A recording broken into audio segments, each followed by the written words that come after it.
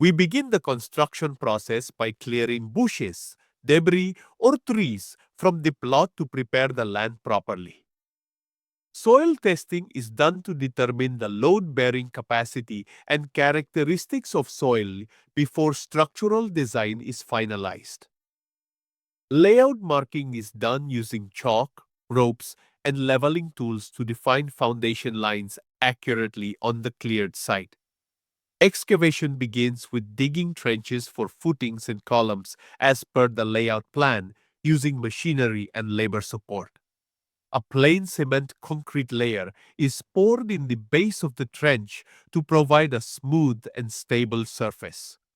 Reinforcement bars are arranged and tied with binding wire to create a steel framework for the foundation footing structure. Shuttering panels are fixed around the trench to contain the concrete and give shape to the foundation during casting. Concrete is poured into the shuttered trench, and vibrators are used to remove air gaps and compact the mix completely. Column starter bars are set vertically, and concrete is poured above footing level to prepare for column casting further. The foundation is kept wet using jute bags and water pipes for several days to allow proper concrete curing. After curing, the foundation is backfilled with soil and compacted layer by layer to restore the original ground level. A plinth beam is constructed at ground level to connect the footing columns and distribute the load of the walls. Brick masonry begins above the plinth to form the base walls, which are aligned using string and spirit levels. A damp-proof course layer is applied over the plinth wall using waterproofing material to stop moisture from rising. Columns are cast up to slab level using shuttering and reinforcement as per drawing, ensuring vertical alignment is maintained. Slab shuttering is installed using props and plates to create the form for the first floor roof structure. Reinforcement steel mesh is laid over slab shuttering with required spacing and cover blocks for structural stability. Electrical conduits and junction boxes are placed across the slab surface before concrete is poured for concealed wiring. Concrete is poured over the slab and leveled using tools while vibrators are used for compaction and strength. The slab is kept wet using ponding method or pipes to maintain moisture for proper curing over several days. Brick walls are built on the slab for rooms using cement mortar, maintaining line and level with vertical precision. Lintels are cast above doors and windows with shuttering and reinforcement to bear the load from the wall above.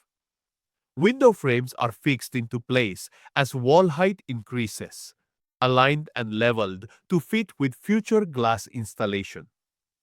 The staircase is constructed using shuttering and steel reinforcement to create safe and usable access between building levels.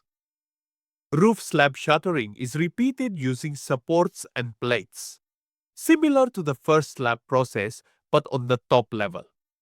Roof slab reinforcement is laid as per the structure plan with main and distribution bars tied using binding wire. Concrete is poured onto the roof slab and finished with trowels while maintaining proper slope and compaction.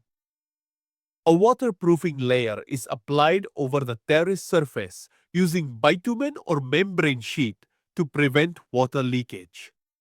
A slab base is cast on the roof to install the overhead water tank safely with proper strength and leveling. Parapet walls are built on rooftop edges to ensure safety and provide a boundary around the terrace area. Plastering is done on both exterior and interior walls to give a smooth finish using sand cement mortar. Floor tiles are laid with adhesives using spacers for alignment, cut as required to fit corners and room shapes. Electrical items like switches, lights, Fans and distribution boards are installed after plastering and painting preparation. Plumbing fixtures such as wash basins, WCs, taps, and pipes are fitted and connected to the internal water supply system. A primer coat is applied on internal and external walls as the base layer for final wall paint finishing. Final paint is rolled or sprayed over walls in two coats using chosen color scheme for interior and exterior surfaces. Glass panels are fixed into window frames and main and internal doors are installed in line for movement. Kitchen cabinets and drawers are fitted in the modular kitchen along with hob and chimney for full setup. Construction debris is cleaned and floors, tiles, and walls are polished to give a clean look for completion. The final house is now ready, and the builder hands over the keys to the happy and proud new homeowners.